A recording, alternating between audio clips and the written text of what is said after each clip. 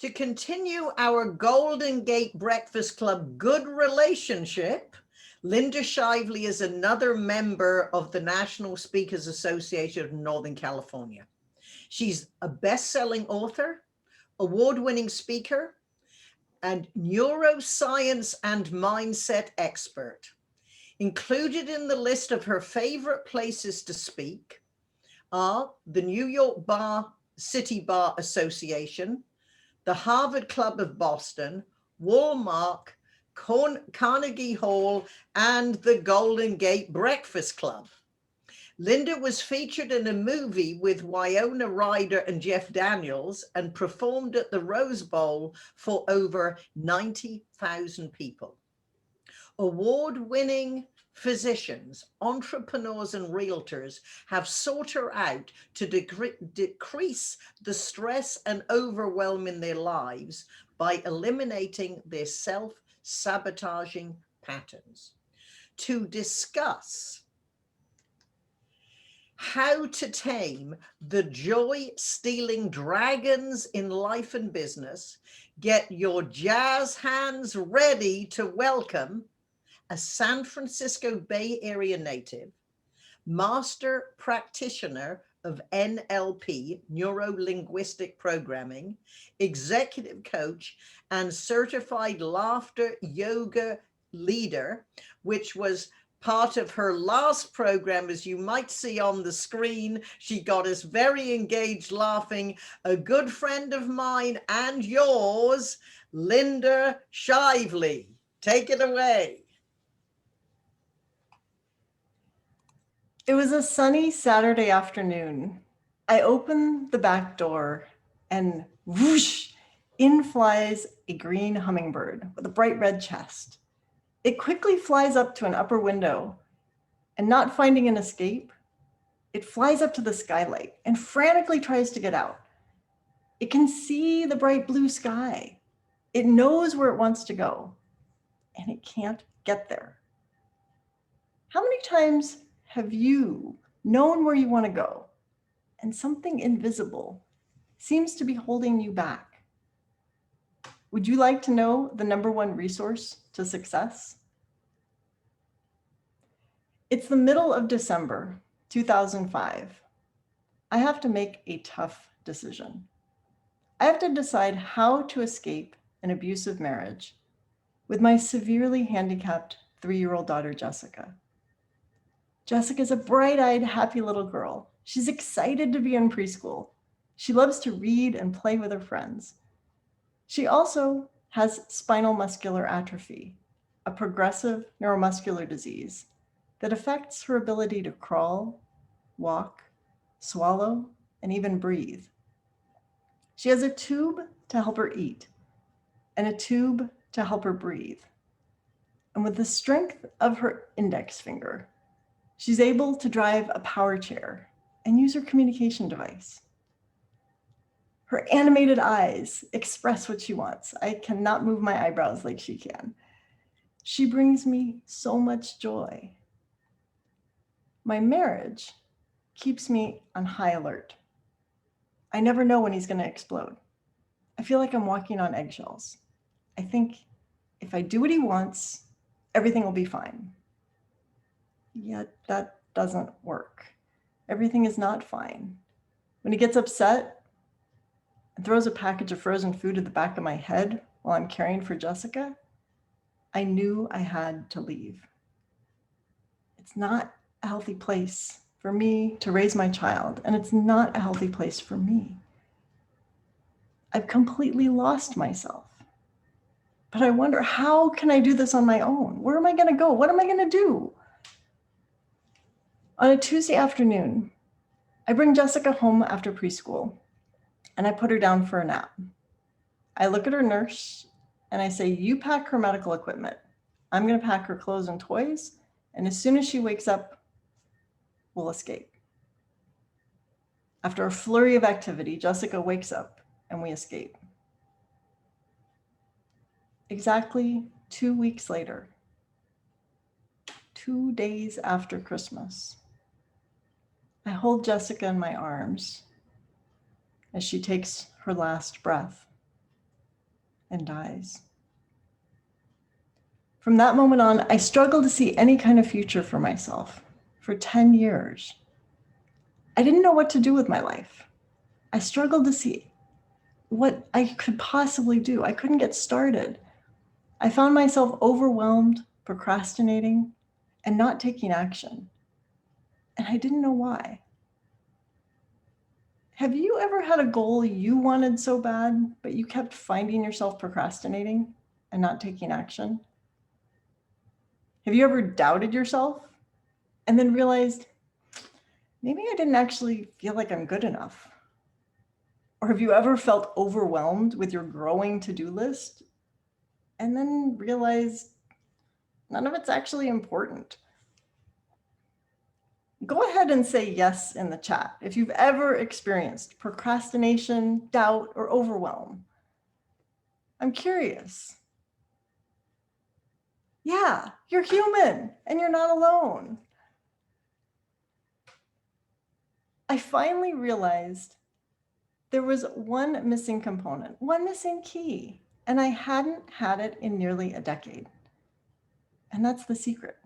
We all need it. We all experience it sometimes, but when it's gone, you can never accomplish what you want in your life or your business. That secret resource is joy.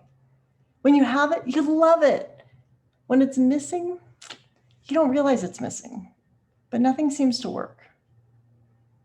Today, I'll share with you the 5 biggest killers of joy and how to avoid them. I call these my joy-stealing dragons. And don't worry, I've even named them. Dragon number 1, I call her second-guessing Sally. Second-guessing Sally is the dragon who always second-guesses every decision. No matter how confident you are when you initially make that decision, she wants you to doubt it, not be sure about it, and consider other options. And then consider more options, and never make a decision. It can be a big decision, like starting a business, making a move, starting or ending a relationship, or a small decision, like what to wear. Do I wear elastic waist pants, or do I actually wear pants with a button? Who had to second guess this morning? Wasted time, energy, and resources. Right now, with this global pandemic, second-guessing Sally is quite active. When there is no good decision, do I send kids, grandkids to school? Do I see my family? Is it safe to even go to the grocery store? Last week, my client S came to me with a decision she'd been struggling with. She wanted to expand her business and had a really fabulous opportunity she'd been working on. She struggles whether she should continue to do this new opportunity. And this internal struggle was causing her problems in her marriage and causing her health to decline. And we worked together and did a process to get her full self aligned. And she had clarity and precision. And she knew exactly what she needed to do. And now she feels alignment, ease, and freedom. Dragon number 2, no good Nancy. She acts like you're not good enough. No matter what you do, she wants you to believe you were not born good enough. She'll whisper in your ear, you can't do that. You're not good enough. And even when you succeed, she'll tell you, you could have done it better. Who am I to do this? What if I fail? What if they find out I haven't done this before? Maybe I should get more training or go back to school or read another book before I take that next step. I should be able to manage working from home, running my own business, keeping up my relationships, keeping everyone healthy. It's challenging. Dragon number 3, perfect Paula. Perfect Paula wants everything to happen just so before she'll take any action. She won't let you start anything until everything is in place, which means nothing happens. Once I have all my projects complete, it's safe to travel again, my schedule is organized, then I can have fun. That's not going to happen. My client W wanted to write a regular newsletter to her clients, but she wasn't because she was afraid it wasn't going to be perfect. And so her clients didn't know about her services. We worked together and she was able to regularly contact her clients through calls, emails, newsletters, and is growing her business significantly. Perfect Paula can also be detrimental in relationships with unrealistic expectations for other people. Right now, Perfect Paula is freaking out because nothing is the way it was in the past. And she doesn't know what to do. So I know there are many people on this call who are wondering, why do all these dragons have women's names? And I know somebody with one of these names, and don't worry, these are my dragons. I'm sharing them with you. And if it happens to be one name of somebody that you know, it's just a good alliteration. I apologize. Nothing personal. Dragon number 4, Judging Jenny. Judging Jenny is a complicated dragon because she not only judges other people so that you feel better, she judges you and makes you think that everybody else is judging you when, quite frankly, nobody cares. Everybody's looking at me. What will they think? Will they like me? Will they want to work with me? Or in social media, look at all these amazing photos that my friends are taking, but I'm not doing much of anything. Or I'm actually having fun, but I can't really post that because my friends have sick relatives. Social media is Judging Jenny's playground. Judging Jenny can make you critical of others. Why can't they do it like I do? Or inadvertently push people away, or make you overly critical of yourself. Why can't I do it like they are? Making snap judgments without really getting to know somebody. In work, this can show up like, they need to do it like I do, or why can't I do it like them? Or in health, it might show up, oh, why did I eat dessert? Or why aren't they eating more healthy? In relationships, why did they do that? Or why did I say that? Or making a comparison to somebody else's relationship. My client M was afraid to make calls. And she was afraid to make calls to her friends and her clients because she thought people would judge her because she had a slight hearing loss and had to ask people to repeat. And this was impacting her relationships, impacting her business. And after working together, she now answers her phone and initiates phone calls. And both her relationships and her business are thriving. The 5th dragon I named Overwhelmed Ophelia. What? Like you could have named a better O dragon? Anyways, Overwhelmed Ophelia always keeps you busy with a tremendously long to-do list and a packed schedule. She has you take action on tasks that aren't important. She makes you think that saying, I'm so busy, makes you sound more important, as if it were a badge of honor. She keeps you spinning and avoiding the most important tasks. She makes you feel like you need 10 of you to keep going. You got to stay healthy. You got to exercise. You got to have fun. Have 15 Zoom calls a day, scrolling through social media, watching the news.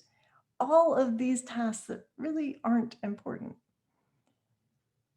Let me clarify. Eating healthy and exercising are important, and it is important to have fun. But to do all of that when you really need to be doing something else.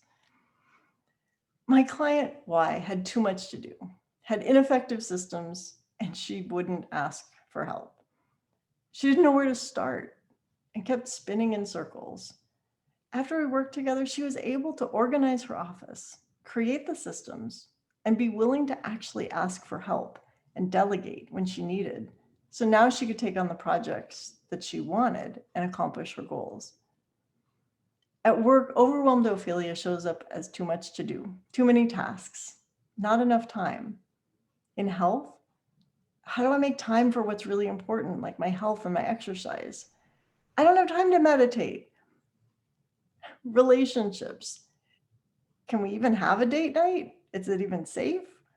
Or if you're dating, how can I meet somebody new? In my Quest for Joy membership, one topic we've addressed is how to reduce the busy and stay focused on what is most important. All 5 of these dragons, if you let them in, will steal your joy, and you won't even realize it happened. Joy may be missing from your life if you find yourself in the same routine day after day, asking, what happened to my life? And I should know, I let it happen for 10 years. If you are curious and would like to know which dragon is most active in your life, I have a fun, quick quiz for you. It's at joystealingdragons.com. That's joystealingdragons.com. And you can go ahead and take the quiz right now, or just take your best guess and write in the chat, which of the 5 joy-stealing dragons is most active in your life? Is it second-guessing Sally, no good Nancy, perfect Paula, judging Jenny, or overwhelmed Ophelia?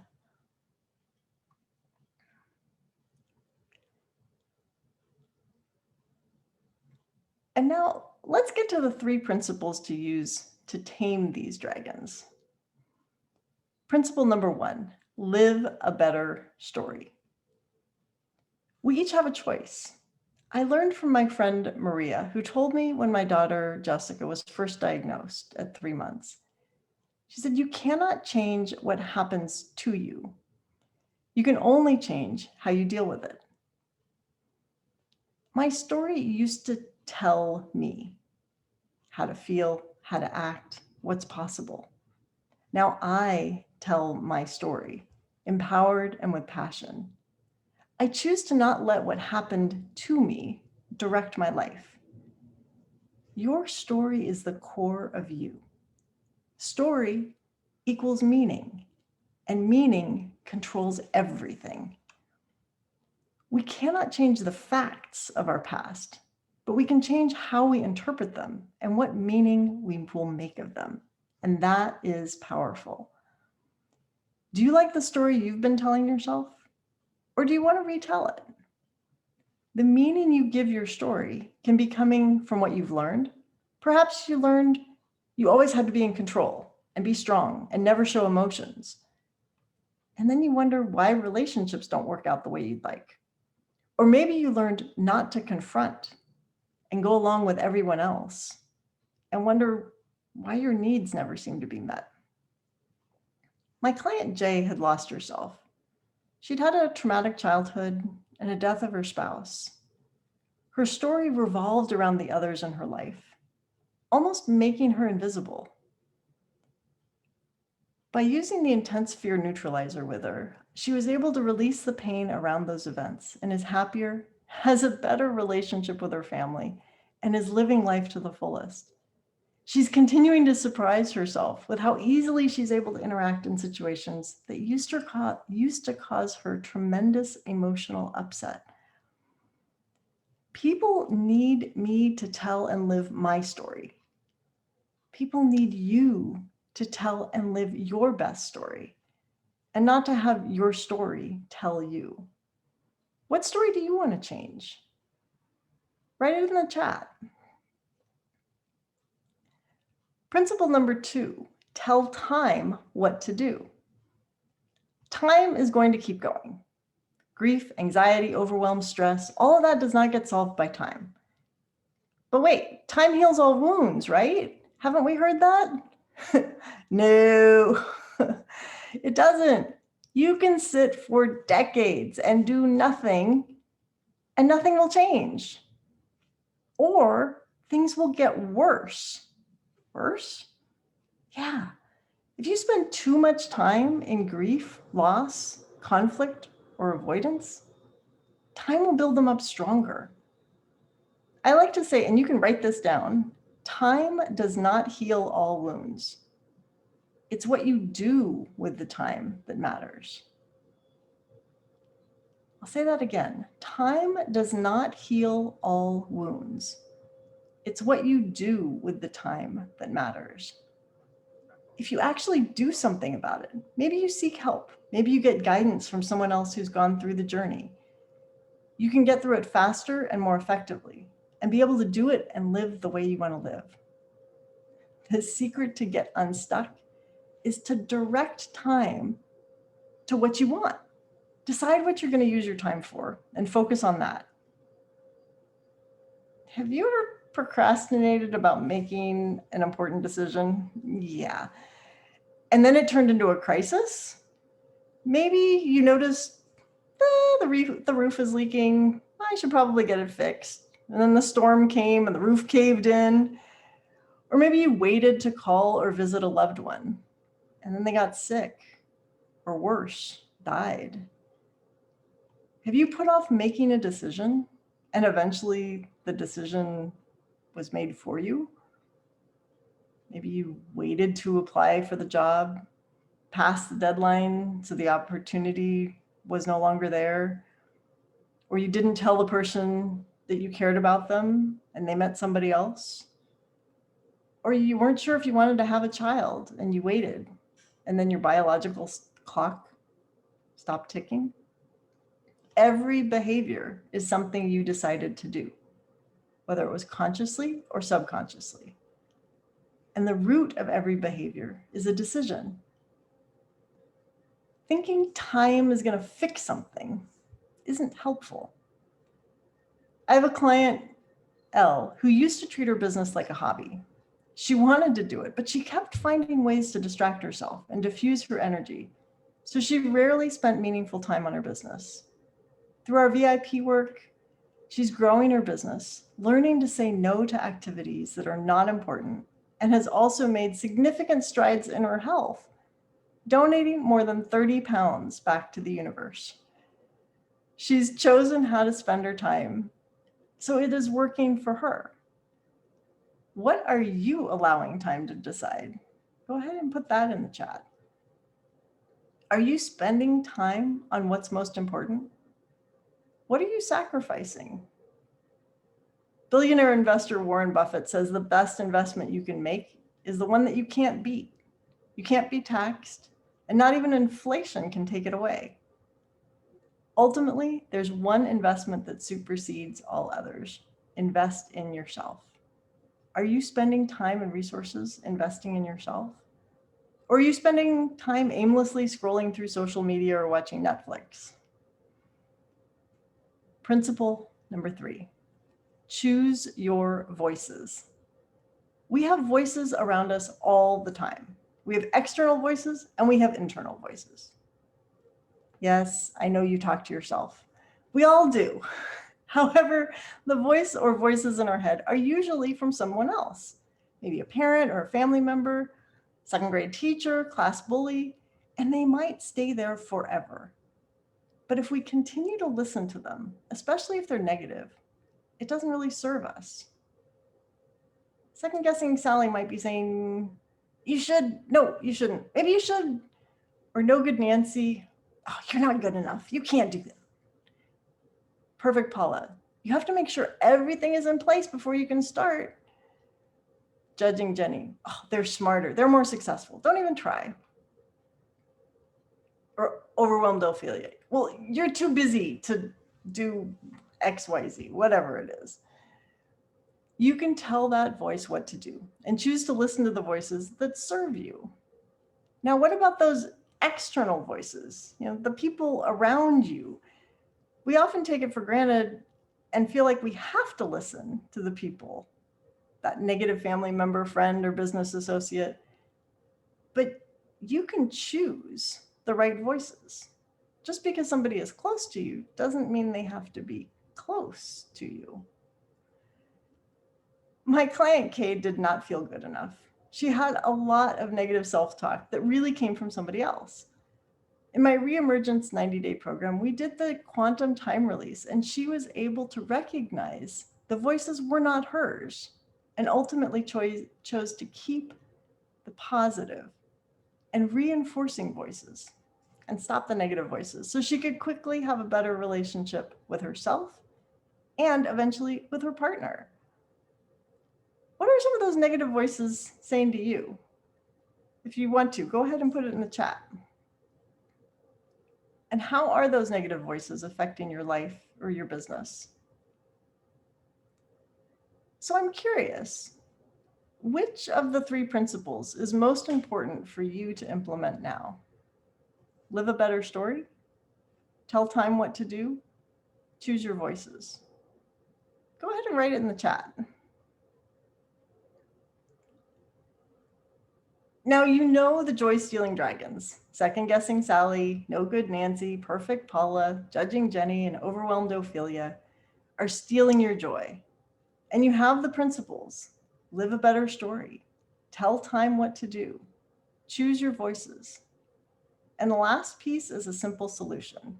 There's one thing that will tame every one of those dragons: take action.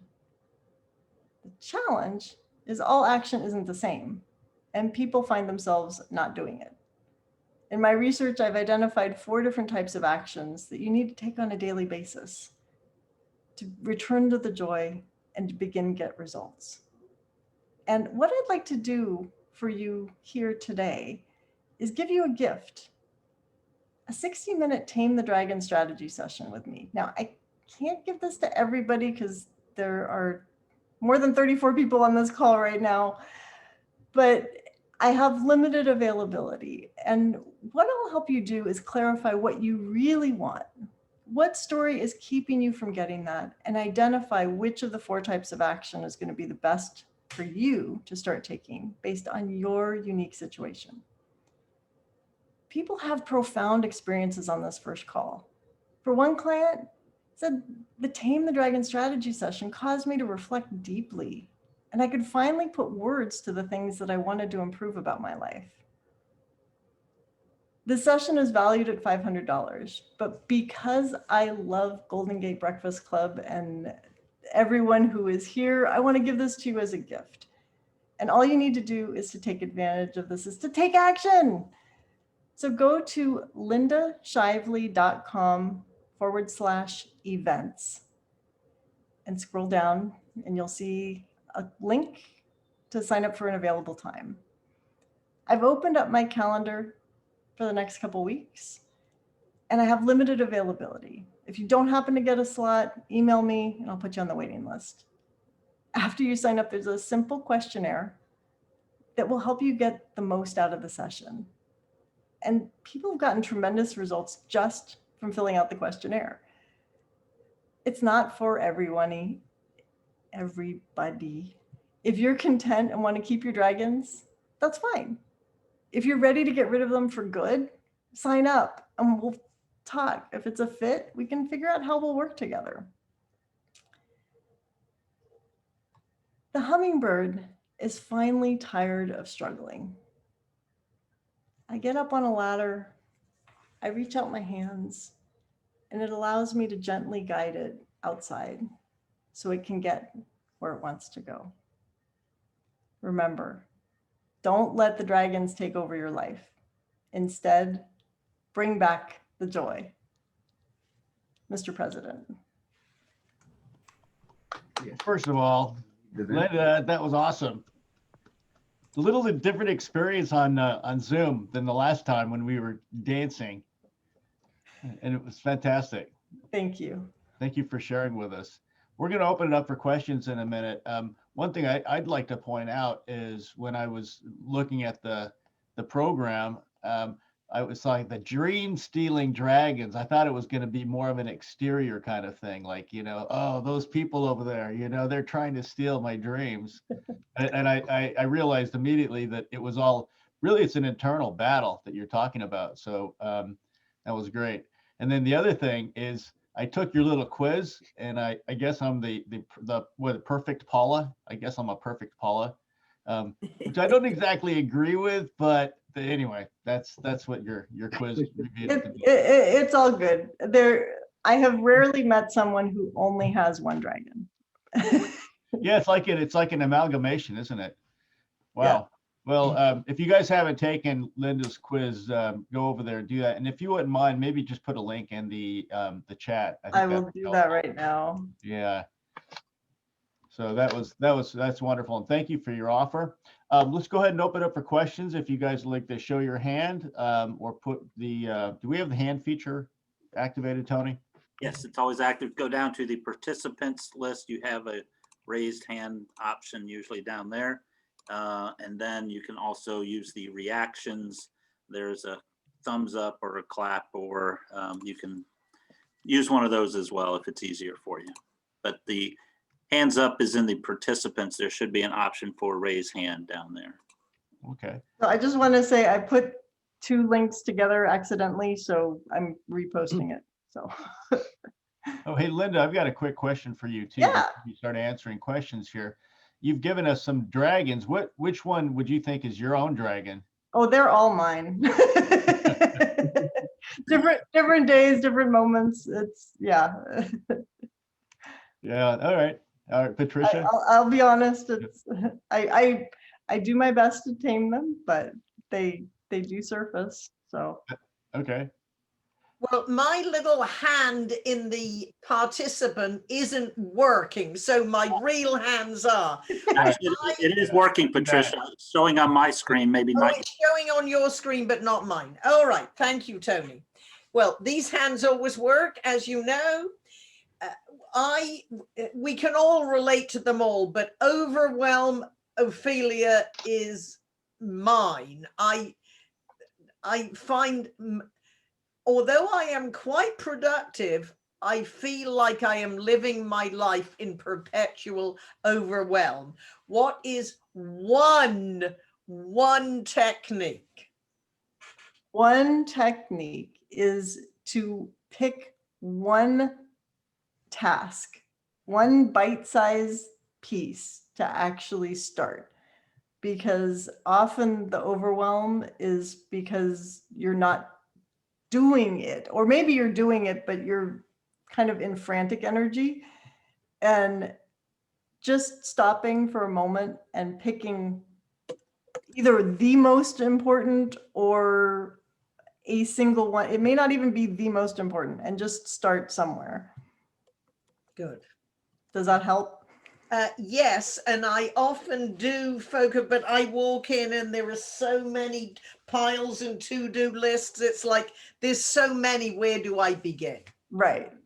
Well, so I bet everyone here has something that they're working on that maybe they're not sure what to start with. And so I'll do a little quick exercise with you if you'd like, where think about that project and just in your mind float out to where that project is almost done.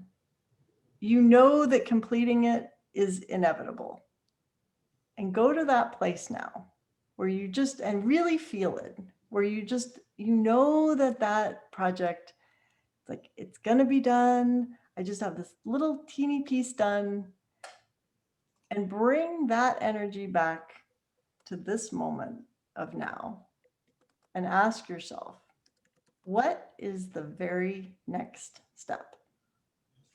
And just, you'll know what it is. And when I say very next step, it might be turn on the computer.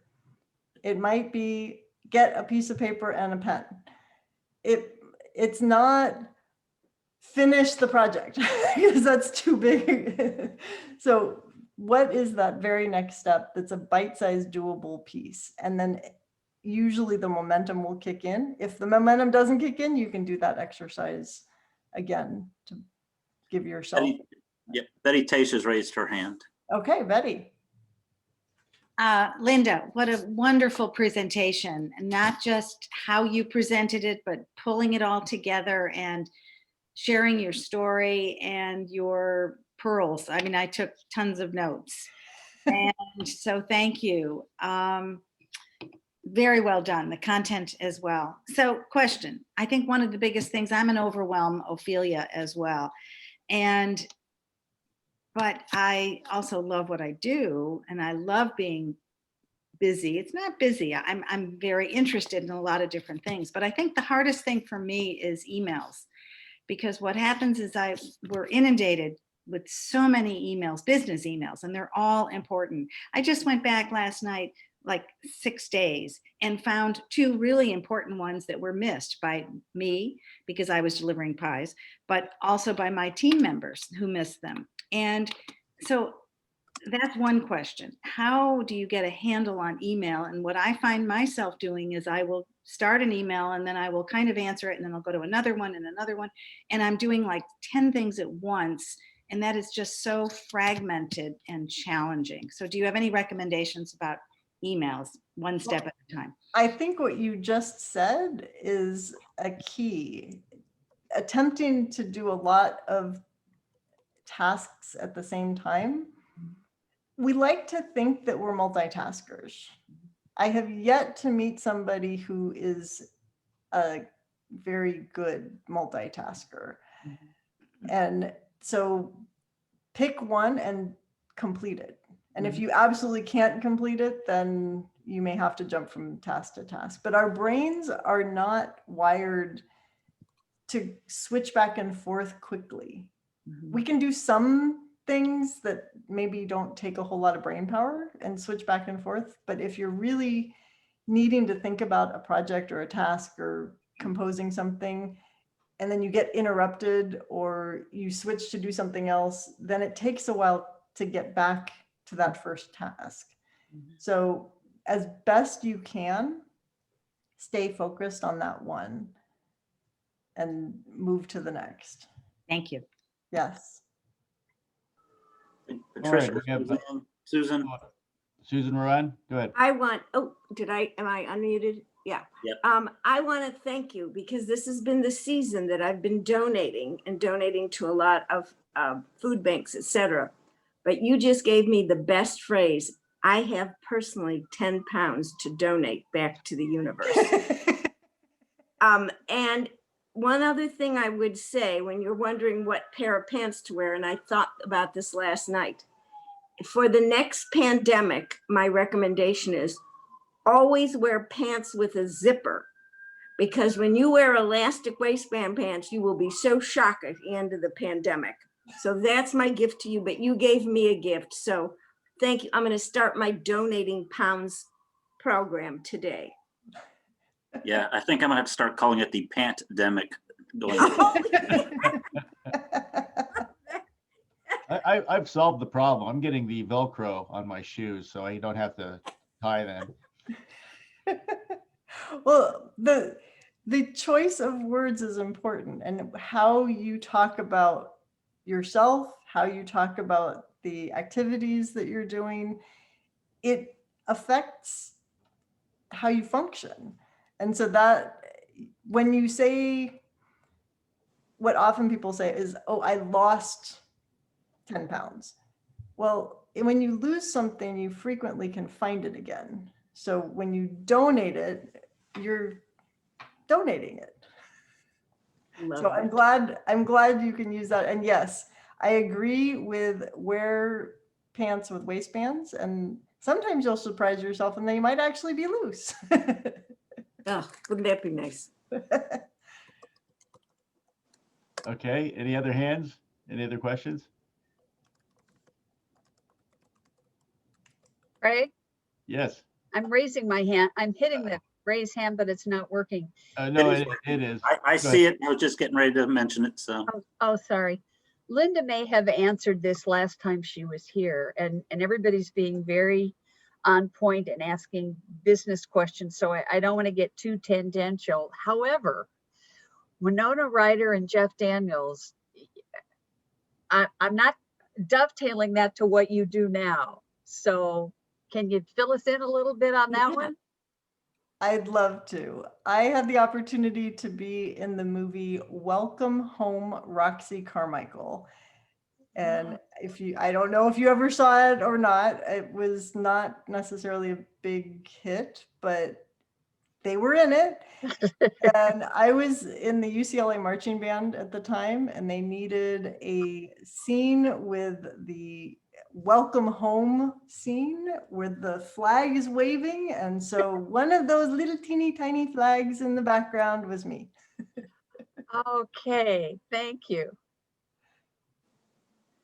That's nice. Who else do we have here? Patricia? Oh, and then Janice also. So the other large audience was in the marching band? Yes, because Okay. UCLA's home field is the Rose Bowl. And Yeah. when UCLA plays USC, the stadium is full, and the stadium fills at least, I think it's 91,000 people. So, Wow, quite an audience. yes. Janice? So I've known Linda for about 4 or 5 years. We met, I think it was the 2016 National Speakers Association convention in Arizona, wasn't it, Linda? That could be. And Elaine and you were roommates. And then I think we flew home together. Anyway, I want to say I'm bowled over by your strength of your talent, the content, the delivery, the messaging, I couldn't find one thing. I'm critical, whatever her name is, and I couldn't find one thing to criticize. I'm just so blown away and so proud of what you're doing. And I've signed up for one of your consulting hours. Awesome. Yay. Looking forward to it. So thank you for that gift. You're welcome. Linda, I have a question for you. It's really, we have a lot of speakers here, and you know, you did something I thought was really amazing and unique in telling your story about Jessica. But how do you, I mean, that is such an emotional story. I mean, how do you overcome that where you just don't completely lose it in front of an audience? You tell the story a lot. Believe me, I began speaking far too soon when I would tell the story. And I'll admit, I kind of used Toastmasters as a cheap form of therapy, and that's really not the best way to speak. But it will be 15 years this month since Jessica died. And so I've had an opportunity to share her story in many different contexts and have found ways to tell it in such a way that I can get through it. Believe me, there are times that I can take myself to that place and get myself really sad, but that doesn't serve the audience. I'm not intending to drag everybody down, stomp on them, and leave them there, because that doesn't serve the audience. But I want to take them on a journey, which I hope I was able to do today. Very effectively, yes. What other questions do we have for Linda? I don't see any of their hands. Why don't we go ahead and just, let's give, oh, Betty, I see your hand. Your microphone is on.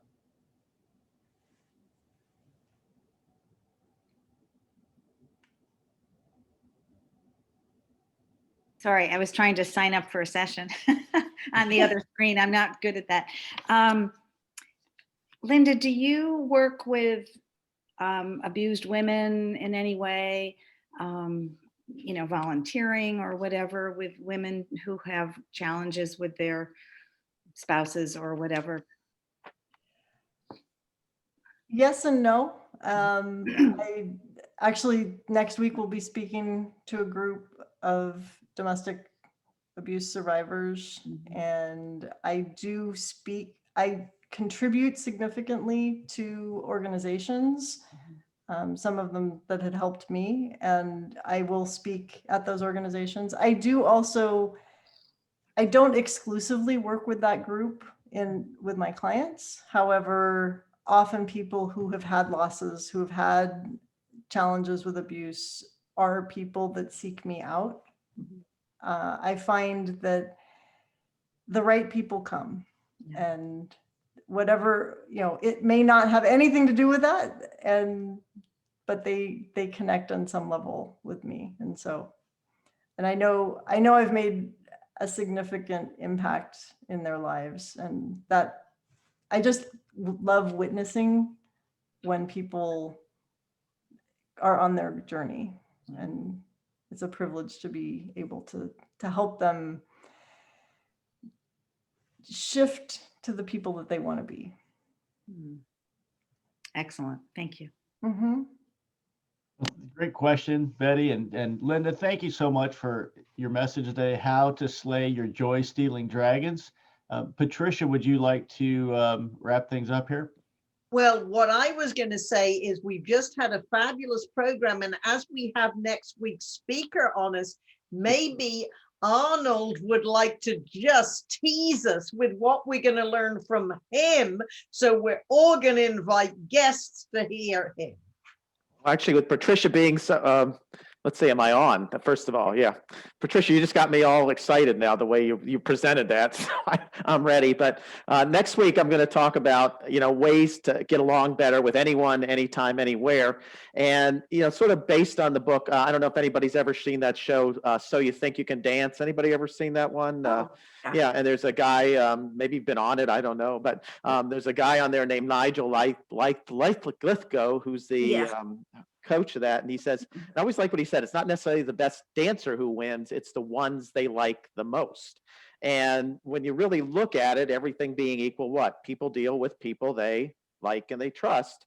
But we all know that, but everything being unequal, they still deal with people they like and they trust. So I'm going to go over some ways on how to get everyone singing your praises, and give you about four different key things that you can do to build rapport, relationships, connect, and again, get everybody wanting to work with you and deal with you and get along better with everyone. So that's the short part of it, and I will see you next week. So, Great. Thanks, Arnold. Looking forward to having you. Great, thanks. And Linda, thank you again. Amazing presentation today. We appreciate you so much. Thank you. It was an honor.